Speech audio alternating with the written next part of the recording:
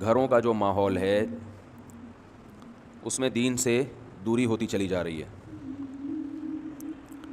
والدین اپنی اولاد کو پڑھانا چاہتے ہیں, کچھ بنانا چاہتے ہیں, مذہب کو زیادہ فوکس نہیں کرتے.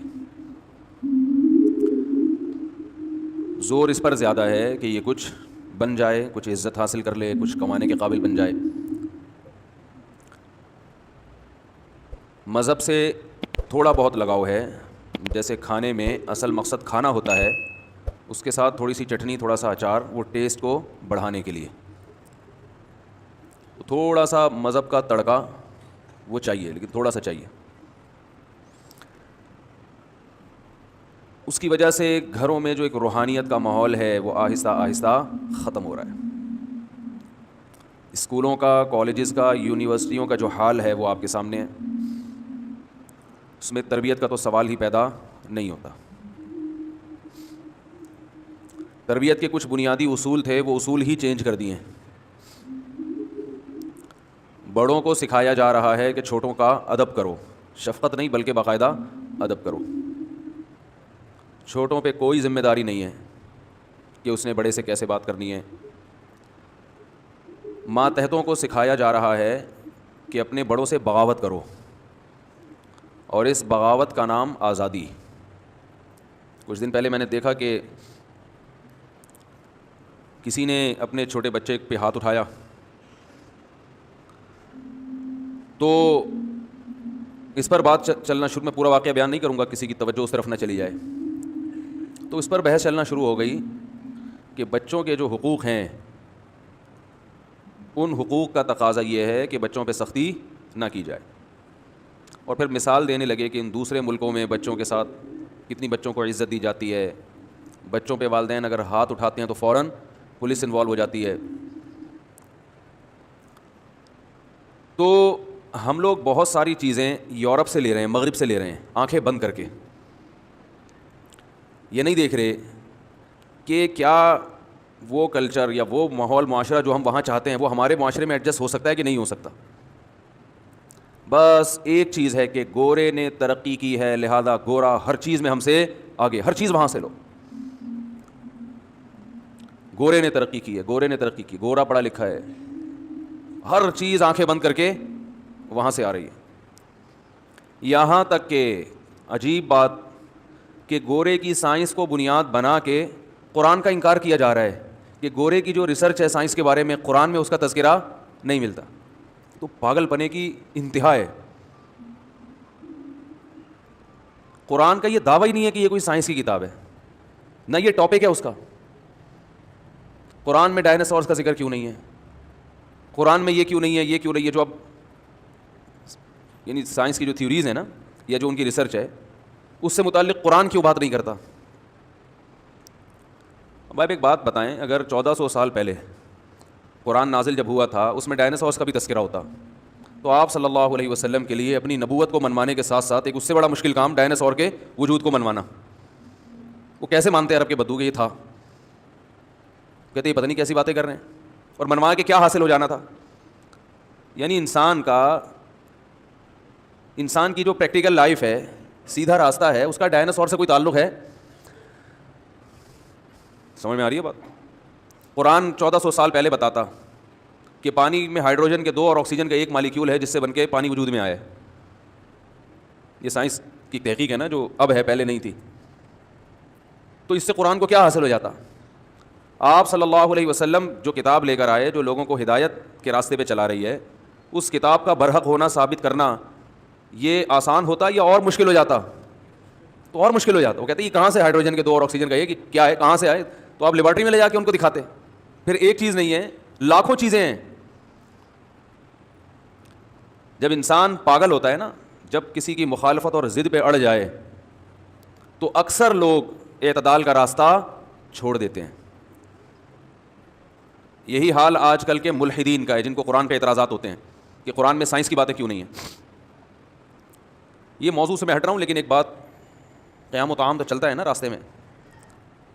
ایک بات خوب اچھی طرح سمجھ لیں, اس طرح کے اعتراضات قرآن پہ بہت زیادہ کیے جاتے ہیں, اور یہ جو ہمارے لڑکے یونیورسٹیوں میں سائنس پڑھتے ہیں, سائنسدانوں کے بارے میں پڑھتے ہیں, تو چونکہ ایک ہی چیز کو فوکس کیا ہے نا انہوں نے, تو ان کو بھی اعتراضات بہت ہوتے ہیں کہ قرآن میں سائنس کی جو تھیوریز ہیں ان کا تذکرہ کیوں نہیں ہے. یہ احسان تو ہم پہ سائنسدانوں نے کیا ہے. قرآن میں وہ سائنسی باتیں جو آج ثابت ہو رہی ہیں ان کا تذکرہ کیوں نہیں ہے. قرآن میں یہ کیوں نہیں ہے کہ سورج مشرق سے نہیں نکلتا بلکہ زمین گھومتی ہے, یہ کیوں نہیں ہے قرآن میں. یہ بات خوب اچھی طرح سمجھ لیں. پہلی بات, قرآن میں کوئی ایسی بات نہیں ہے جو سائنس کے اگینسٹ ہو. سائنس میں ریسرچ سے کوئی بات ثابت ہو, ایک ہوائی فائرنگ نہ ہو سائنسدانوں کی, باقاعدہ تحقیق سے کوئی بات ثابت ہو گئی اور سائنس نے اس کے خلاف کہا, قرآن نے اس کے خلاف کہا ہو, ایسا قرآن میں ایک جگہ بھی نہیں ہے, ایک آیت میں بھی نہیں ہے ایسا. حالانکہ 1400 سال پہلے لوگوں کو سائنس کے نام پہ بیوقوف بنانا دنیا کا سب سے آسان کام تھا. اگر یہ قرآن اللہ کا کلام نہ ہوتا تو اس میں 4 باتیں نہیں 4000 باتیں ایسی ہوتی جو آج سائنس کے بالکل اگینسٹ ہوتی. اور اس زمانے کی آپ کتابیں اٹھائیں, تحریریں اٹھائیں تو آپ کو ملے گا ایسے. آپ صدیوں پہلے کی مذہبی کتابیں اٹھائیں تو آپ کو اس میں عجیب عجیب نظریات نظر آئیں گے. قرآن یا تو سائنس کے موضوع کو چھیڑتا نہیں ہے, یا قرآن سائنس کی ایسی بات کرتا ہے کہ سائنس اس کے اگینسٹ نہیں ہے. ہاں سائنس اس بارے میں خاموش ضرور ہے, سائنس اس بارے میں کیا ہے, خاموش ہے, وہاں تک ریسرچ نہیں ہے. مثال کے طور پہ قرآن 7 مضبوط آسمانوں کا تذکرہ کرتا ہے کہ اللہ نے کتنے آسمان بنائے ہیں, 7. پہلا آسمان, پھر دوسرا آسمان, پھر تیسرا آسمان, پھر چوتھا, پھر 5واں, پھر 6واں, پھر 7واں. اب اگر کوئی سائنسدان کہے کہ ہم نے تو تحقیق کی ہے, کوئی 7 آسمان نہیں ہے, تو یہ تحقیق جب ہو سکتی ہے جب آپ پوری کائنات کا وزٹ کر کے بولو بھائی آ گئے. یہ جب ہو سکتی ہے. ایک شخص دعویٰ کرے کہ اس دنیا میں ایک جنگل ایسا ہے جہاں آگ لگ جاتی ہے گرمیوں میں, آسٹریلیا میں ہوتا ہے نا, اور اتنی زیادہ آگ لگی تھی کہ وہ پورا ایک لندن جیسا شہر کے بقدر رقبہ جو ہے وہ جل کے خاکستر ہو گیا. یہاں ایک آدمی دعویٰ کرے تو میں نے تو نہیں دیکھا, یہ ایسی کوئی تحقیق نہیں ہے. تو اسے کہا جائے گا کہ آپ گئے کہاں تک ہیں دنیا میں, آپ نے ٹریولنگ کہاں تک کی ہے. کہ میں انڈا موڑ پہ چائے پی کے آیا ہوں, انڈا موڑ تک میں بنفس نفیس گیا ہوں, راستے میں کوئی درخت بھی مجھے نظر نہیں آیا جس میں آگ لگی ہوئی ہوئی, نہ اس کے کوئی اثرات نظر آئے. تو ہم کہیں گے بھائی جنگل میں آگ کا لگ جانا یہ جب ضروری ہے, جب اس پہ تحقیق کے دعوے دار آپ اس وقت ہو سکتے ہو جب آپ یہ کہو کہ دنیا کا کوئی جنگل ایسا نہیں ہے جو میں نے دیکھا نہ ہو, اور میں نے تو نہیں دیکھا کہ کہیں آگ لگی ہو. سائنس نے یہ کب دعویٰ کیا ہے کہ کائنات کا وزٹ کر کے وہ واپس آ چکے ہیں. جو تحقیقات اب تک ہوئی ہے نا, سائنسدان اس کا خود اعتراف کرتے ہیں کہ یہ کائنات میں ابھی ہم نے اتنا وزٹ کیا ہے جیسے کوئی انڈا موڑ پہ چائے پی کے آ جائے. ابھی تو آگے صدر, لانڈی, اور پھر حیدرآباد, اور پھر انڈیا, اور پھر اس کے آگے کے ممالک, اور اتنی بڑی دنیا پڑی ہوئی ہے, اس کے بارے میں تو سائنس خاموش ہے. تو قرآن نے یہ تھوڑی کہا کہ یہ پہلا آسمان ہے, اس کے بعد فوراً گندے نالے سے لیفٹ ٹرن مارو گے, تھوڑا آگے جاؤ گے دوسرا آسمان نظر آئے گا, پھر تھوڑا گولی مار سے سیدھا ٹرن مارو گے تو کون سا آسمان نظر آئے گا, تیسرا آسمان. آپ W11 پہ بیٹھ کے ہمیں آسمان پہ پہنچا رہے ہو یار. ایسے آسمان پہ تو ہمارے چرسی اور ہیروئنچی بھی نہیں گئے. ہیروئنچی بھی ہر وقت آسمان پہ رہتا ہے نا, لیکن وہ بھی اتنے بلندی کا دعویٰ اس نے بھی ابھی تک نہیں کیا, حالانکہ وہ چرس پی کے, ہیروئن پی کے دعوے کر رہا ہوتا ہے. تو قرآن سے صاف طور پر پتہ چلتا ہے کہ اللہ نے 7 مضبوط آسمان بنائے, اور اس میں سائنس کی کہیں نفی نہیں ہے. خاموش ہے سائنس اس بارے میں. یہ دعویٰ کرنا, دیکھو بہت سی چیزوں کے ہونے کا تو دعویٰ کیا جا سکتا ہے, نہ ہونے کا دعویٰ ممکن ہی نہیں ہے. عدالت کیسے خارج کر دے گی؟ سمجھ میں آ رہی ہے بات؟ کہ بہت سی چیزیں ایسی جن میں نہ ہونے کا دعویٰ سنا ہی نہیں جاتا. مثال کے طور پر ستار بھائی نے وسیم بھائی کو 1 لاکھ روپے قرضہ دیا. قرضہ کس نے دیا؟ بولے نا, وسیم بھائی کو 1 لاکھ روپے قرضہ دیا, گواہ کوئی نہیں تھے. وسیم بھائی پی گئے, معذرت کوئی وسیم بھائی اگر بیٹھے ہوئے ہوں, وسیم بھائی وہ قرضہ لے کے, جیسے کہ ہوتا ہے آپ کو پتہ ہے, انہوں نے کیا کیا, پی گئے. ستار بھائی نے وسیم بھائی کو کہا کہ تم نے 1 لاکھ روپے قرضہ لیا ہے, واپس کر دو. وسیم بھائی پی گئے, انہوں نے کہا میں نے تو نہیں لیا. ستار بھائی نے کیس کیا عدالت میں. عدالت نے کہا گواہ لے کر آؤ. 2 آدمی گواہ بن کے آئے. عدالت نے پوچھا کہ کیا تم نے دیکھا ہے کہ کیا تم اس بات کی گواہی دیتے ہو کہ وسیم نے ستار سے 1 لاکھ روپے لیے؟ انہوں نے کہا نہیں، ہم اس بات کی گواہی نہیں دیتے کیونکہ ہمارے سامنے لیا ہی نہیں ہے۔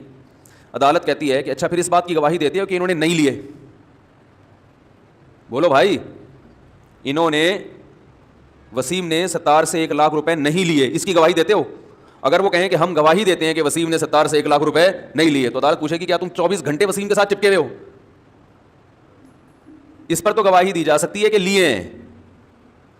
اگر آپ یہ کہتے ہو نا کہ نہیں لیے، تو یہ نہیں کہہ سکتے کہ نہیں لیے، آپ کہہ سکتے ہو کہ ہمیں نہیں پتا کہ لیے ہیں کہ نہیں لیے، کیونکہ ہم 24 گھنٹے نہ وسیم کے ساتھ ہوتے ہیں اور نہ ستار کے ساتھ، اور ہوں بھی تو ہو سکتا ہے موبائل کی اپلیکیشن میں 1 لاکھ ٹرانسفر کر دیں اس کے اکاؤنٹ میں، تو ہمارے پاس اس قسم کی کوئی نالج نہیں ہے۔ ہم اس پر گواہی دے سکتے ہیں کہ لیے ہیں، اس پر گواہی کوئی بھی نہیں دے سکتا کہ نہیں لیے ہیں۔ نہیں پر گواہی نہیں ہوتی ہے۔ بولتے کیوں نہیں بھائی؟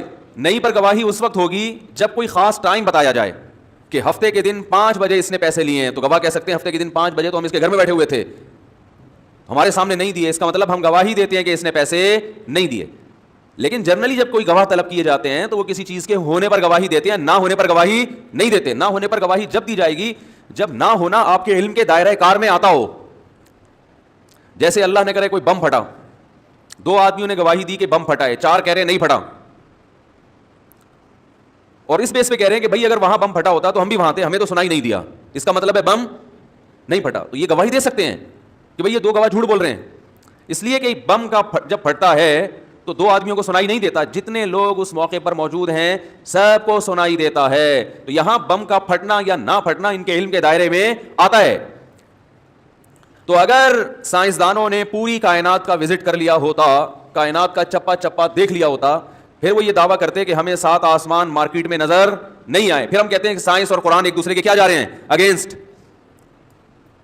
سائنس یہ تو دعویٰ کر سکتی ہے کہ ہم نے ابھی تک آسمانوں کو دیکھا نہیں ہے، یہ دعویٰ نہیں کر سکتی کہ سرے سے آسمانوں کا وجود ہے ہی نہیں۔ سائنس کہے گی ہمیں نہیں پتا بھائی ہے کہ نہیں ہے، اب تک ہمیں نظر نہیں آیا۔ تو قرآن یہ نہیں کہتا کہ 7 مضبوط آسمان ہیں اور سائنسدانوں نے وہ دیکھ لیے ہیں، یہ جھوٹ بول رہے ہیں کہ نہیں دیکھے، یہ دعویٰ کر رہا ہوتا پھر آپ سائنس کو کس کے خلاف لے کے جاتے؟ قرآن کے۔ تو قرآن میں جو سائنس سے متعلق باتیں ہیں، یا تو وہ ایسی باتیں ہیں جو انسان کی ابھی تک اپروچ وہاں تک ہوئی نہیں ہے،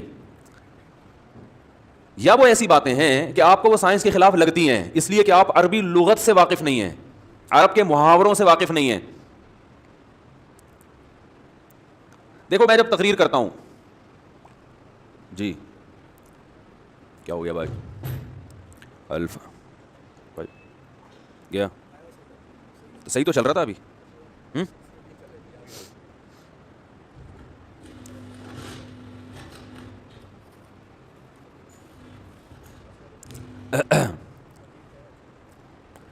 اللہ جی، تو یہ بات خوب یاد رکھیں کہ اگر قرآن میں یہ سائنسی نظریات ذکر ہوتے ہیں نا جن پر آج سائنسدان مطلع ہو رہے ہیں، تو اس سے قرآن آسان کے بجائے کیا ہو جاتا؟ مشکل ہو جاتا۔ اس سے لوگوں کو ہدایت نہیں ملتی بلکہ صدیاں ان تھیوریز کو صحیح ثابت کرنے میں لگ جاتی۔ تو یہ قرآن پھر بلاغت کی کتاب نہ ہوتی، معاذ اللہ، یہ قرآن پھر ہدایت نہیں، معاذ اللہ گمراہی کی کتاب بن جاتی۔ اور دنیا میں کہیں بھی کسی کتاب کا کوئی ٹاپک ہوتا ہے تو وہ کتاب دوسرے موضوع کو نہیں چھیڑتی۔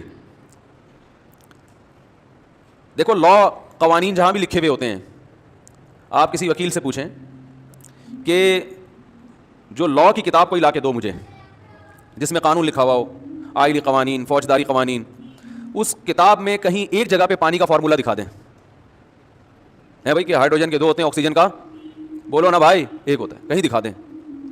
اب آپ نے جج سے کہا کہ یار یہ پاکستان کا جو لا ہے، قانون ہے، اس میں سائنس کی باتیں تو ہے نہیں، لہٰذا یہ تو پرانی بوسیدہ قوانین ہے جن کا یہ 15ویں صدی میں نہیں چل سکتے، اس میں تو سائنسی تھیوری کائنات دھماکے سے بنی تھی یا بغیر دھماکے کے، اس میں تو نہ میڈیکل سائنس کی باتیں لکھی ہوئی ہیں، نہ اس میں جناب کوئی تھیوری، کوئی ڈارون کی کوئی تھیوری ہو کہ انسان کیسے پیدا ہوا، کیا ہوا، کچھ بھی نہیں ہے اس میں۔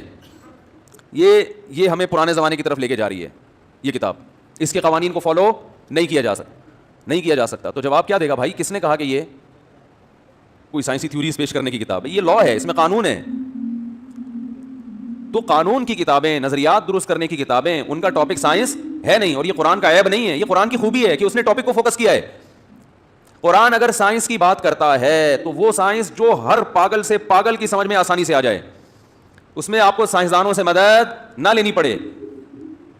افلا ينظرون الى الابل كيف خلقت, دیکھتے نہیں ہیں اونٹ کو ہم نے کیسے پیدا کیا ہے. کیا یہ اونٹ جیسا عجیب و غریب جانور خود سے پیدا ہو سکتا ہے؟ تو اونٹ میڈیکل سائنس کا ٹاپک ہے یا نہیں ہے؟ بولتے کیوں نہیں, کیا ہو گیا بھائی, اونٹ کس کا ٹاپک ہے؟ میڈیکل سائنس کا ٹاپک ہے نا. آپ جانوروں کے ڈاکٹر سے پوچھو کہ اونٹ کو کیسے کھانا ہے, اونٹ کا نظام ہاضمہ, بولو نا بھائی کیسا ہے, یہ ڈاکٹروں سے پوچھو گے نا. قرآن نے بھی تذکرہ کیا, دیکھتے نہیں ہو ہم نے اونٹ کو کیسے بنایا, کیف خلقت, کیسے بنایا ہے, کتنا عجیب جانور ہے. تو جتنا عجیب ہونا ایک بدو اور ایک صحرائی آدمی جانتا ہے, اللہ نے اس کے علم میں اضافہ نہیں کیا, بلکہ جتنی معلومات ہے نا اسی معلومات کو بیس بنا کر اپنا ہونا ثابت کیا ہے کہ جتنی تمہیں اونٹ کے بارے میں معلومات ہیں اس میں مزید جانے کی ضرورت نہیں ہے مجھے پہچاننے کے لیے. جتنی معلومات ہیں یہ معلومات میری طاقت اور قدرت کو ثابت کرنے کے لیے کافی ہیں. باقی ڈاکٹروں کا شعبہ ہے وہ ساری وہ اونٹ کے بیٹھ کر تحقیقات کرتے رہیں, کتابیں لکھتے رہیں. میرے وجود کو ثابت کرنے کے لیے اور میرے انسانوں پر احسانات کو ثابت کرنے کے لیے اتنی معلومات کافی ہیں جتنی تمہیں ہیں کہ ریگستان میں کیسے دوڑتا ہے, کئی دنوں تک پانی کے بغیر گزارا کر, ہر یعنی احسن کل شیء خلقہ ہے نا, ہر چیز کو بہترین انداز سے بنایا. تو اونٹ کو ریگستان کے حساب سے ڈیزائن کیا گیا ہے, یہ خود سے نہیں بنا. خود سے چیزیں جو بنتی ہیں ان میں مینجمنٹ نہیں ہوتی. ریگستان میں انسان کو سفر کی ضرورت تھی صدیوں پہلے, تو اللہ نے اس کے لیے کس جانور کو پیدا کیا؟ اونٹ کو. ہر چیز اس کی ریگستان کے حساب سے. واحد جانور ہے جو ریت پہ آرام سے چل سکتا ہے, پاؤں دھستے نہیں ہیں اس کے. ریگستان میں پانی نہیں ہوتا, اللہ نے پانی کے ٹینکر پیدا کر دیے اس کے اندر. اگر یہ کائنات اتفاق سے وجود میں آئی ہوتی تو ریگستان میں وہ اونٹ کے اندر ایک ٹینکی اتفاق سے بنی ہوتی. کبھی آپ نے گھر خریدا اور وہاں ٹینکی لگی ہوئی ہے پانی کی, آپ پوچھتے ہیں یار یہ عام گھروں میں تو ٹینکی چھوٹی ہوتی ہے, یہاں یہ ٹینکی اتنی بڑی کیوں ہے؟ وہ کہہ رہا ہے یار ہم نے جب گھر بنا رہے تھے نا تو ہوا میں ایک ٹینکی اڑ کے آ کے یہاں فٹ ہو گئی تھی, ہم تو چھوٹی بنانا چاہتے تھے لیکن بہت بڑی فٹ ہوئی. اور چلو یہ خدا کی قدرت ایک بڑی سی ٹینکی اتفاق سے آ کے فٹ ہو گئی, کیونکہ یہاں پانی کئی ہفتوں, یہ نارتھ کراچی ہے, یہاں پانی کے علاوہ آپ کو سب کچھ ملے گا, کچرا بھی ملے گا, پانی نہیں ملے گا آپ کو انڈا موڑ پہ. تو یہ بات عقل میں آ جائے گی, آپ کہو گے تو اتنی بڑی ٹینکی فکس کیسے ہو گئی. دوسری بات یہ ہے کہ ٹینکی کو کیا پتا کہ نارتھ کراچی میں پانی نہیں آتا, تو ہم نے انہی کے گھروں میں جا کے فٹ ہونا ہے. گائے کے وہ ٹینکی کیوں نہیں ہوتی میرے بھائی جس میں پانی اسٹور ہوتا ہے؟ دمبے کے وہ ٹینکی کیوں نہیں ہوتی؟ اونٹ کے کیوں ہوتی ہے؟ اس لیے کہ اونٹ نے اپنی پشت پہ بٹھا کے صدیوں پہلے سینکڑوں میلوں کا سفر کرنا ہے انسان کو بٹھا کے. اللہ نے کہا کہ اور پھر پانی بہت پیتا ہے اونٹ, تھوڑا پانی سے اس کا گزارا نہیں ہے, تو اس کے لیے اللہ نے اس کے کوہان میں چربی رکھ دی, بہت دنوں تک کھائے, کیونکہ ریگستان میں کھانا مارکیٹ سے کیا ہوتا ہے, شارٹ ہوتا ہے. لمبی گردن رکھ دی کہ ریگستان میں بسا اوقات اونچے درخت ہوتے ہیں, ہر چیز اس کی ریگستان کے حساب سے بنائی گئی ہے. اور بہت سی چیزیں سائنسدانوں نے بتائیں. اونٹ کی جو آنکھ ہے نا اس کو ایسے ڈیزائن کیا گیا ہے کہ اس میں ریت پھنستی نہیں ہے. یہ تو اس وقت عربوں کو بھی پتا نہیں تھا. اب جو بصیرت کی آنکھوں سے سائنس پڑھے گا, جب اونٹ پہ اسٹڈی کرے گا اور دیکھے گا کہ اس کی آنکھوں کو ایسے ڈیزائن کیا گیا ہے کہ اس میں ریت پھنسے نہیں, تو بصیرت کی آنکھوں سے جب یونیورسٹی میں سائنس پڑھے گا تو وہ اللہ سے دور ہونے کے بجائے اور زیادہ قریب ہو جائے گا. اور جس سے اللہ نے بصیرت کی آنکھیں چھین لی ہوں, اندھا ہو گیا ہو, وہ کہے گا کہ اونٹ کے بارے میں اتنی زبردست تحقیقات جو 1400 سال بعد پتہ چل رہی ہیں, آنکھ میں یہ ہے اور کان میں یہ ہے اور وغیرہ وغیرہ, تو یہ قرآن میں اس کا تذکرہ کیوں نہیں ہے؟ نہیں یاری بات سمجھ. اس سے پتہ چلتا ہے کہ قرآن اللہ کی کتاب نہیں ہے, اس سے پتہ چلتا ہے کہ اس کائنات کو کسی نے بنایا نہیں ہے, یہ خود سے بنایا اونٹ پورا. کمال ہو گیا بھائی. وہ جو سورہ ناس ہے نا, قل اعوذ برب الناس ملک الناس الہ الناس من شر الوسواس الخناس الذی یوسوس فی صدور الناس. میں پہلے حیران ہوتا تھا اللہ نے اتنے اہتمام سے وسوسہ ڈالنے والوں کے شر سے پناہ مانگنے کا کیوں حکم دیا ہے, کہ چاہے انسانوں میں سے ہو یا جنات میں سے, جو بھی وسوسے ڈالتے ہیں ان کے شر سے پناہ مانگو. آج یونیورسٹیوں میں اسلام کے بارے میں, اللہ کے بارے میں وسوسے ڈالے جا رہے ہیں. انسان اسلام کے قریب ہونے کے بجائے بولو بھائی دور ہو رہا ہے. میڈیکل سائنس پڑھنے والا وہ اللہ کے قریب ہونا چاہیے. اگر وہ قریب ہو رہا ہے اس کا مطلب اس کی کھوپڑی صحیح کام کر رہی ہے. تو ایک بات تو یہ کہ قرآن میں کچھ نظریات, کچھ باتیں ایسی ہیں جو انسانی عقل سے کیا ہیں, اب تک بالا تر ہیں. تو اس میں انسان خاموش ہے, نہ ہاں کر سکتا ہے اور نہ کر سکتا ہے. کچھ باتیں ایسی ہیں جو قرآن چونکہ عربی زبان میں ہے اور ہدایت کی کتاب ہے تو اس میں عرب کے محاوروں کا اعتبار کیا قرآن نے. عرب کے محاورے, اس کی میں مثال دیتا ہوں. ہم جب کسی سے بات کرتے ہیں اور لیبارٹری میں نہ ہو, کوئی تحقیق میں نہ ہو, جنرلی جب ہم کسی سے بات کرتے ہیں تو ہم کسی کو کیا سمجھاتے ہیں؟ مثال کے طور پر میں آپ سے پوچھتا ہوں کہ بھائی سورج صبح کتنے بجے نکل رہا ہے؟ آپ ٹائم دیکھ کے بتاتے ہیں کہ جی صبح سورج نکلنے کا ٹائم 6:30 ہے, 6:30 بجے سورج نکلے گا. اور فرض کر لیں میں ایک ایسی ذات ہوں جس کے منہ سے کبھی جھوٹ نکلا ہی نہیں, اور جن سے میں نے ٹائم پوچھا کہ سورج کتنے بجے نکلے گا, انہوں نے بھی زندگی میں کبھی جھوٹ نہیں بولا. میں نے کہا سورج کتنے بجے نکلے گا؟ انہوں نے کہا جی 6:30 بجے. وہاں کوئی سائنسدان بیٹھا ہوا تھا, اس نے کہا یہ جس نے کہا ہے نا 6:30 بجے سورج نکلے گا, اس کی رپورٹیں غلط ہیں, اور آئندہ اس کی کسی تحقیق پہ اعتماد نہیں کرنا. اس نے نقشے میں تحقیق کر کے بتایا 6:30 بجے نکلے گا, 100% غلط کا ہے, اور اب میں اس کی کسی بات پر اعتماد نہیں کروں گا. میں پوچھتا ہوں کیوں بھائی؟ اس نے کہا اس کو پتہ ہی نہیں کہ سورج نہیں نکلتا, زمین ڈھلکتی ہے. سورج تو اپنی جگہ پر ہے, زمین یوں ہوگی 6:30 پہ, جس سے سورج آپ کو لگے گا کہ نکل رہا ہے, حالانکہ سورج نکلتا. ارے بولو نا کیا ہو گیا؟ سورج نکلتا نہیں ہے. سورج یار کیا ہو گیا, آپ تو نکلے ہوئے ہیں. اب وہ سائنسدان کہے گا کہ یہ تو بالکل پرلے درجے کے جاہل لوگ ہیں دونوں, 1 نمبر کے جاہل. اس نے کہا سورج 6:30 بجے نکلے گا مشرق سے, اور اس نے کہا ہاں ٹھیک ہے مان لیا. تو یہ دونوں کیا ہیں؟ جاہل. ان کمبختوں کو یہ نہیں پتا کہ پورے سائنسدان, ساری دنیا کے سائنٹسٹ اس پر متفق ہیں کہ سورج نہیں نکلتا. سورج تو اپنی جگہ پہ زمین گھوم جاتی ہے, سورج مشرق سے نہیں نکلتا, اور نہ مغرب میں. اب میں کہہ رہا ہوں غروب آفتاب کا ٹائم کیا ہے؟ مغرب, سورج غروب کب ہوگا؟ انہوں نے بتا دیا کہ 6:10 پہ فار ایگزامپل غروب ہوگا. ابے سورج تھوڑی غروب ہوتا ہے. تو جو سائنسدان اس قسم کی حماقت کرے گا اسے کہیں گے بھائی تو لیبارٹری میں بیٹھا ہے یا تو عام معاشرے میں چل پھر رہا ہے. جب معاشرے میں آپ ایک لوگوں میں ہوتے ہو تو لوگوں کی جو مینٹل اپروچ ہے نا, جو مینٹل لیول ہے, اس پہ آ کے بات کرتے ہو. اور سائنسدان بھی باہر جا کے یہی بات کر رہا ہوگا کہ سورج مشرق سے نکلتا ہے اور مغرب میں غروب ہوتا ہے. وہ تھیوری اس کی وہ یونیورسٹی کی حد تک ہے. تو بہت سی باتیں قرآن نے انسان کے لیول پہ اتر کے کی ہیں. اس کو خام خام میں سائنس کے اگینسٹ لے جا کے بقراتیاں اور افلاطونیاں پیش کرنا کہ سائنس تو کہتی ہے یوں ہوتا ہے اور قرآن کہہ رہا ہے یوں. او بھائی قرآن اگر اس طرح سے بات شروع کر دیتا تو اصل مدعا رہ جاتا, نبی صلی اللہ علیہ وسلم ایک نئی بحث لے کر آ جاتے کہ سورج کہاں سے نکلتا ہے. سورج نہیں نکلتا بلکہ زمین گھومتی ہے. وہ عرب کے بدو جن کو اونٹ چرانے کے علاوہ ان کو کچھ بھی نہیں آتا تھا, وہ یہ تھیوریز لے کے وہ اس پہ ریسرچ کرنے لگ جاتے کہ یہ کیا کہہ رہے ہیں آپ. تو یہ کتاب ہدایت بنتی. تو اس لیے قرآن نے آپ کے مینٹل لیول پہ آ کے بات کی ہے. اس زمانے کے لوگوں کے حضرت ذوالقرنین مغرب کی طرف پہنچے, وجدہا تغرب فی عین حمیہ, سورج کو دیکھا کیچڑ میں غروب ہو رہا ہے. وجدہا, انہوں نے دیکھا بھی نہیں ہے, پایا, محسوس کیا کہ سورج کہاں غروب ہو رہا ہے؟ کیچڑ میں. اس پہ لوگ اعتراض کر رہے ہیں کہ سورج تو کیچڑ میں غروب, بولو بھائی نہیں ہوتا. حالانکہ قرآن نے یہ کہا نہیں ہے کہ سورج واقعی کیچڑ میں غروب ہو رہا تھا. انہوں نے کہا ان کو ایسا لگا کہ سورج کہاں غروب ہو رہا ہے, کیونکہ سامنے کیچڑ تھا نا. جب ہمیں لگتا ہے نا کہ سورج سمندر میں غروب ہو رہا ہے, اب میں کہوں کہ یار میں پکنک منانے گیا, میں ہاکس بے پر میں نے کھڑے ہو کر دیکھا کہ سورج کہاں ڈوب رہا تھا, مجھے لگا کہ ایک سورج, وجدہ کا معنی لگا, محسوس ہوا, میں نے دیکھا کہ سورج کہاں غروب ہو رہا ہے, سمندر میں. آپ کو لو بھائی سائنس کا تو بیڑا غرق کر دیا. او میں اپنی پکنک بیان کر رہا ہوں بھائی, میں ہاکس بے کے حالات بیان کروں, تو سائنس کو لے کے بیٹھ گیا یہاں پہ. اب میں اگر سائنسدان ہوتا تو میں اپنی پکنک کے اسٹائل کو یوں بیان, ہم کہتے ہیں نا سورج سمندر میں ڈوبتا ہوا بہت اچھا لگتا ہے. اب ہم ہاکس بے گئے فرض کریں, اور ہمیں بڑا مزہ آیا ہاکس بے میں, سورج غروب کا منظر ہم نے اپنی آنکھوں سے دیکھا بہت دنوں کے بعد. کیونکہ کراچی میں تو بلڈنگیں اور درمیان میں ڈسٹ اتنی ہے, سورج غروب ہوتا ہوا نظر, سورج ہمیں گرد و غبار میں ڈوبتا ہوا نظر آتا ہے. تو ہم گئے پکنک منانے اور ہم نے بڑا پیارا منظر دیکھا کہ سورج سمندر میں غروب ہو رہا ہے. میں نے آ کے بتایا, اب آپ کہتے نہیں بھائی مفتی صاحب آپ تو پکنک کا منظر ہی 100% غلط بیان کر رہے ہو. سورج تو سائنسدان یہ کہتے ہیں کہ سمندر میں نہیں ڈوبتا بلکہ وہ تو گولی گھومتا رہتا ہے, بلکہ وہ بھی نہیں گھومتا, زمین گھومتی رہتی ہے. آپ کو ایسا لگتا ہے. تو ایک تو ڈوبنے کا لفظ ہی غلط استعمال کیا, بلکہ غروب ہونے کا لفظ ہی غلط استعمال کیا. میں اسے کہوں گا پکنک گئی, بولو بھائی تیری اس بقراتی اور افلاطونی کے بعد پکنک گئی, اس کو بھیج دیں. اس کو جو بات میں سمجھانا چاہ رہا تھا اس کا تو بیڑا غرق کر دیا, اس کی تو ایسی کی تیسی ہو گئی. تو میں کہوں گا بھائی میرا موضوع ابھی سائنس نہیں ہے, جو ہمیں نظر آ رہا ہے اس حساب سے ہم بات کر رہے ہیں. تو قرآن نے بعض باتیں ایسی کی ہے کیونکہ عرب کے بدو اس کے پہلے مخاطب تھے جن کے پاس تعلیم کے علاوہ سب کچھ تھا.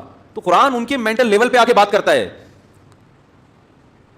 تو اس پہ یہ باتیں اٹھانا, یہ تو پھر آپ ہر شخص کی کتابوں میں ایسی چیزیں نکالو آپ. وَأَلْقَىٰ فِي الْأَرْضِ رَوَاسِيَ, زمین میں بڑے بڑے پہاڑ ڈال دیے اس نے تاکہ زمین کا توازن خراب نہ ہو, زمین میں کیلیں ٹھوک دی اس نے. یہ سب محاورے ہیں, اس کا یہ مطلب نہیں ہے کہ یہ پہاڑ مریخ سے آ کے اللہ نے یہاں پر ہتھوڑے سے کیا کر دیے, ٹھوک دیے یہاں بیٹھے. اس میں کوئی اعتراض کرے کہ پہاڑ تو اسی زمین کی پیداوار ہیں، اور آپ کو نہیں جی وہ قرآن کہہ رہا ہے زمین میں پہاڑ ڈال دیے، اور جو ہے نا وہ میخوں کی طرح جیسے کیل ہوتی ہے نا اس کی طرح ان کی مثال دی قرآن نے. قرآن کہتا ہے کہ لہم قلوب لا یفقہون بہا، ان کے پاس دل ہیں مگر اس دل سے یہ سمجھتے نہیں ہیں. تو لوگ کہتے ہیں انسان سمجھتا کہاں سے ہے؟ دماغ سے. قرآن نسبت کس کی طرف کر رہا ہے؟ بولو نا، دل کی طرف. تو یہ سائنس کے بالکل کیا ہے؟ اگینسٹ ہے. آپ نے کسی محبوبہ کو پیغام بھیجا کہ میں تم سے دل سے محبت کرتا ہوں، وہ کہیں تم پرلے درجے کے جاہل آدمی ہو، ایک نمبر کے، بولو بھائی جاہل. میں نے یونیورسٹی میں پڑھا ہے کہ محبت اور نفرت یہ کہاں سے ہوتی ہے؟ کھوپڑی سے. یہ کہاں سے ہوتی ہے؟ کھوپڑی سے. یہ دل سے اس کا کوئی تعلق نہیں ہے. جاؤ میں نے تمہارے رشتے کو نامنظور. اب دوبارہ جب آپ نے ٹرائی کیا کہیں اور، تو اب آپ کہہ رہے ہیں میں تم سے دماغ سے محبت کرتا ہوں، برین سے. وہ کہے گی تو پاگل ہے تجھے محبت کے اظہار کا طریقہ نہیں آتا، پتلی گلی سے نکل. تو بھائی نہ دل سے محبت کا اظہار کا لفظ استعمال کرنا سائنس کے خلاف ہے، سمجھ رہے ہو نا؟ نہ یہ کہنا، اور یہ دماغ سے محبت کا اظہار کرنا سائنس کے حساب سے تو ٹھیک ہے، لیکن خود دماغ کے حساب سے ٹھیک. دماغ کہتا ہے یہ سائنسی تھیوری کا موقع نہیں ہے، یہ کھوپڑی استعمال کر تو دل سے ہی محبت کرے گا. دلوں میں تیر گھسائے ہوئے ہوتے ہیں نا، وہ تصویریں جو بنی ہوئی ہوتی ہیں دل میں تیر. حالانکہ تمام تر ٹینشن جب محبت ناکام ہوتی ہے تو دل کے بجائے کس کو ہوتی ہے؟ دماغ کو ہوتی ہے. اب قرآن بھی اسی انداز سے بات کرنا شروع کر دیتا. عرب کہتے ہیں یہ تو بلاغت کی کتاب نہیں ہے، یہ کس انداز میں بات کر رہا ہے؟ باقی قرآن نے جو دل کی طرف نسبت کی ہے وہ نسبت بھی غلط نہیں ہے، کیونکہ دل کا دماغ سے سب سے زیادہ گہرا رشتہ ہے. اس میں بھی بلاغت چھپی ہوئی ہے، کیونکہ جب آپ دماغ سے کسی سے محبت کرتے ہیں تو اس کا پہلا اثر کہاں پڑتا ہے؟ دل پر. دل کی دھڑکن تیز ہو جاتی ہے. اس کی مثال ایسے ہے جیسے قرآن کہتا ہے وَإِذَا سَمِعُوا مَا أُنزِلَ إِلَى الرَّسُولِ تَرَىٰ أَعْيُنَهُمْ تَفِيضُ مِنَ الدَّمْعِ. اے نبی جب یہ یہود و نصارہ قرآن کی تلاوت سنتے ہیں آپ ان کی آنکھوں کو دیکھتے ہیں کہ بہنا شروع کر دیتی ہیں. حالانکہ آنکھیں کسی کی نہیں بہتی، آنسو بہتے ہیں، آنکھیں اپنی جگہ پہ فٹ ہوتی ہیں. اب اس دور میں کوئی سائنسدان ہوتا جس کو سائنس کا ہیضہ ہو گیا ہوتا. معذرت، سائنسدان ہونا بری چیز نہیں ہے، سائنس کا ہیضہ ہونا کیا ہے کہ جہاں سائنس فٹ نہیں بھی کرنی وہاں کیا کر رہا ہے. وہ ایک حکیم صاحب نے مجھے بتایا کہ میرے گھر میں کھانا پکتا ہے تو گھر والے میرے خلاف ہو گئے ہیں، کیونکہ وہ ہر وقت غذاؤں کے بارے میں نا گھر والوں نے کہا چنے کی دال پکے گی تو میں کہتا ہوں، وہ حکیم کہتے ہیں میں کہتا ہوں اس کے ساتھ ماش ملا لو، اس سے بیلنس ہو جائے گا. یہ خشک ہوتی ہے، وہ کیا ہوتی ہے؟ ذرا تر ہوتی ہے. تو سارا دن وہ کیا کرتے رہتے ہیں غذاؤں میں. بھائی ایک شریف آدمی، سیدھا سادہ، شریف سے مراد سیدھا سادہ آدمی جب گھر جائے گا جو پکا ہوا ہوگا کھا لے گا. وہ یہ تھوڑی دیکھے گا بھنڈی میں یہ تر ہے، کریلا خشک ہوتا ہے، تو ابھی چونکہ ویسے ہی خشکی بدن میں زیادہ ہے تو کریلا کھانے سے خشکی اور بڑھ جائے گی، تو پھر مجھے بھنڈی کھانی وغیرہ. مجھے نہیں پتا بھنڈی تر ہوتی ہے کیا ہوتی ہے، میں مثال دے رہا ہوں. وہ جو پکا ہوگا تمیز سے کھا لے گا، بولے گا کھانے کا مقصد حاصل ہو گیا، طاقت آ گئی، نکل لے گا پتلی گلی سے. ٹھیک ہے نا؟ حکیم صاحب جب گھر میں جائیں گے تو کیا ہوگا؟ ایک تو نارمل حکیم ہوتے ہیں وہ بھی گھر جاتے ہیں تمیز سے کھا لیتے ہیں، مگر اگر خدا نخواستہ حکمت کا ہیضہ ہو گیا آپ کو، حکیمی کا کیا ہو گیا؟ ہیضہ، تو سارا دن بیٹھ کے بیلنس ہی کرتا رہے گا نا. میں ایک دفعہ مدرسے میں پیاز، کچا پیاز جو ہے نا اس میں دہی ملائی اور کھا رہا تھا، اس لیے کہ پیاز اور دہی کی چٹنی بڑی مزے کی ہوتی ہے. تو حکیم صاحب تھے ہمارے ساتھ، وہ آئے اور کہنے لگے یہ جو پیاز کے ساتھ آپ نے دہی ملایا ہے یہ جوڑ بہترین جوڑ ہے. بالکل صحیح کیا آپ. یہ آپ کو کس نے بتایا؟ مجھے کہنے لگے پیاز میں پتہ نہیں کیا ہوتا ہے اور دہی اس کا بیلنس کر دیتی ہے اس کے سائڈ افیکٹ کو. یہ آپ کو کس نے بتایا؟ میں نے کہا مجھے نہیں، مجھے تو مزہ آ رہا ہے بھائی کھانے میں. سیدھی سی پیاز دہی کا ملاپ کیا ہے؟ ہٹو بچوں ہے، خاندانی ملاپ. ہم جو شربت میں نیمبو ملا کے پیتے ہیں اس لیے تھوڑی کہ وٹامن سی کا تناسب اس میں بڑھ جاتا ہے اور پھر وہ اس سے آپ کی جو امیون سسٹم ہے، جو ہمارا جو دفاعی نظام ہے، وہ وٹامن سی سے کیا ہوتا ہے؟ بول لو نا، مضبوط ہوتا ہے نا، وہ بڑا مضبوط ہو جاتا ہے. اب آپ نے کہ جی نیمبو اس میں ڈالا جائے تو وہ سسٹم ٹائٹ ہو جاتا ہے، اور یہ بھائی ہمیں تو مزہ آتا ہے یار لیمو نچوڑ کے شربت میں پینے سے. وہ آپ کی تحقیق ہوگی وٹامن سی. ہم تو وٹامن سی کو کہاں بھیج چکے ہیں؟ بولو بھائی، بھیج دو اس کو، مزہ آ رہا ہے بھائی. تو اسی طرح بات یہ چل رہی تھی کہ آپ نے کسی محبوبہ سے کہہ دیا کہ میرا دل تم پہ عاشق ہے. وہ میڈیکل سائنس کی اسٹوڈنٹ تھی، اس نے کہا تم تو بالکل جاہلوں والی باتیں کر رہے ہو، یہ تو 200 سال پہلے بلکہ 1000 سال پہلے ریسرچ سے ثابت ہو چکا ہے کہ عشق دل سے نہیں بلکہ کہاں ہوتا ہے؟ دماغ سے ہوتا ہے. تو آپ اس سے کہیں گے بھائی تو رہنے ہی دے، تیرے ساتھ گزارا بولو بھائی نہیں ہے. تو قرآن ایک بلاغت کی کتاب ہے. ہاں میں یہ عرض کر رہا تھا کہ قرآن میں کیا آتا ہے وَإِذَا سَمِعُوا مَا أُنزِلَ إِلَى الرَّسُولِ، جب رسول پہ جو کلام نازل ہوا یہ دیکھتے ہیں تَرَىٰ أَعْيُنَهُمْ تَفِيضُ مِنَ الدَّمْعِ، آنسوؤں سے ان کی آنکھیں بہنا شروع کر دیتی ہیں، حالانکہ آنکھیں کسی کی نہیں بہتی. جب نبی صلی اللہ علیہ وسلم پر یہ آیت نازل ہوئی آپ نے عربوں کو پڑھ کے سنائی تو کسی عرب نے یہ اعتراض نہیں کیا کہ تحقیق سے پتہ چلتا ہے کہ آنکھیں نہیں بہتی بلکہ کیا بہتے ہیں آنسو. وہ سمجھتے تھے بھائی ان کا مطلب کیا ہے، مقصد یہ کہ بہت زیادہ روتے ہیں بس، اس کے علاوہ اور کوئی مقصد نہیں ہے. دیکھو ہم عام محاوروں میں کہتے ہیں کہ فلاں کی آنکھیں سو گئی ہیں، کہتے ہیں نا، حالانکہ آنکھ نہیں سوئی ہوتی، سویا کیا ہوتا ہے دماغ، لیکن اس کا اثر کہاں ظاہر ہوتا ہے آنکھ پر، اور ایسا اثر کہ نظر آ رہا ہوتا ہے. اثرات تو اور بھی جگہ پہ ظاہر ہوتے ہیں مگر اس کے لیے سائنسی تحقیق کے ہم محتاج ہیں. آنکھ پہ جو اثر ظاہر ہوتا ہے وہ فی البدیہی نظر آتا ہے. تو اسی طرح قرآن دل کی طرف نسبت کرتا ہے، اس لیے کہ دماغ میں جب بھی کوئی چیز داخل ہوتی ہے محبت یا خوف، اس کا فوری اثر کہاں آتا ہے دل پہ، دل کی دھڑکن تیز ہو جاتی ہے. تو اس لیے ساری دنیا میں جب بھی کسی سے محبت یا خوف کا تذکرہ کیا جاتا ہے، یہاں تک کہ سائنسدان اپنی لیبارٹری سے باہر جب اس بات کا تذکرہ کرے گا تو وہ بھی کس کی طرف نسبت کرے گا، دل کی طرف. جس سائنٹسٹ نے یہ تحقیق کی ہے نا کہ انسان دماغ سے سوچتا ہے دل سے نہیں سوچتا، وہ بھی جب گھر میں جا کے عام مجلس میں بات چیت کرے گا تو سوچنے کی نسبت کس کی طرف کرے گا، دل کی طرف، وہ بھی یہی کہے گا. تو اس طرح بہت سی قرآن کی باتیں ایسی ہیں جو قرآن نے اس زمانے کے محاوروں کے اعتبار سے بات کی ہے، اس کو آج کل ملحد لوگ، ایتھیس لوگ یا قرآن کا انکار کرنے والے لوگ سائنسی تھیوری کے مقابلے میں لا کے پیش کرتے ہیں. تو یہ حماقت ہے، یہ اس کی علامت ہے کہ آپ جو چیز جہاں کا ہے نا وہ وہاں کے بجائے کہاں لگا رہے ہو، وہ کہیں اور استعمال کر رہے ہو آپ اس کو. تو بات کہاں سے شروع، کہاں سے چلی تھی؟ اچھا اس میں بھی حکمت ہوتی ہے، جیسے قرآن کہہ رہا ہے نا ان کی آنکھیں بہنا شروع کر دیتی، یہ مبالغہ ہے، بہت زیادہ روتے ہیں. جب کوئی کہتا ہے نا کہ بہت زیادہ روتے ہیں تو گویا آنسو نہیں بہ رہے بلکہ باقاعدہ آنکھیں چل کے جا رہی ہیں. تو شاعروں کے کلام میں بھی یہ مبالغہ ہوتا ہے، شاعروں کے کلام میں تو بعض اوقات جھوٹ مبالغہ ہو جاتا ہے، اس لیے وہ غلط ہے. تو قرآن مجید میں اللہ رب العزت نے الحمد سے لے کے والناس تک یہ قرآن کی صداقت ہے کہ کوئی ایک بات بھی ایسی نہیں. اچھا یہ بات خوب یاد رکھیں، قرآن میں یہ نہیں ہے کہ یہ لوگ ذکر کرتے ہیں نا کہ قرآن میں آتا ہے کہ سورج مشرق سے نکلتا ہے اور مغرب میں غروب ہوتا ہے، تو یہ سائنس کے خلاف ہے. تو یہ بات تو سمجھ میں آ گئی ہوگی نا، یہ تو ساری دنیا کہتی ہے سورج مشرق سے نکلتا ہے، تو یہ کیوں کہتی ہے اس کی وجہ میں نے آپ کے سامنے بیان کر دی. تو اس سے، اور یہ جو قرآن میں آتا ہے کہ سورج چل رہا ہے والشمس تجری لمستقر لہا، کہ سورج اپنے ٹھکانے کی طرف مسلسل چل رہا ہے، اس پر لوگ اعتراض کر سکتے ہیں کہ سورج تو رکا ہوا ہے چل نہیں رہا. تو اس کے بھی دو جواب ہیں کہ یہ بھی ایسا ہی ہے جیسے سورج مشرق سے نکلتا ہے اور مغرب میں غروب ہوتا ہے، ہمارے حساب سے ایسا ہی ہے. تو یہ خدا کی قدرت کی بہت بڑی دلیل ہے. اور دوسری بات یہ ہے کہ یہ دعویٰ کرنا کہ سورج نہیں چل رہا سرے سے کسی ٹھکانے کی طرف، یہ دعویٰ کرنا بھی آسان نہیں ہے. دیکھیں جب ہمیں کوئی چیز چلتی بھی نظر آتی ہے نا تو وہ اس وقت نظر آئے گی کہ جب اس کے مقابلے میں کوئی چیز رکی بھی ہو.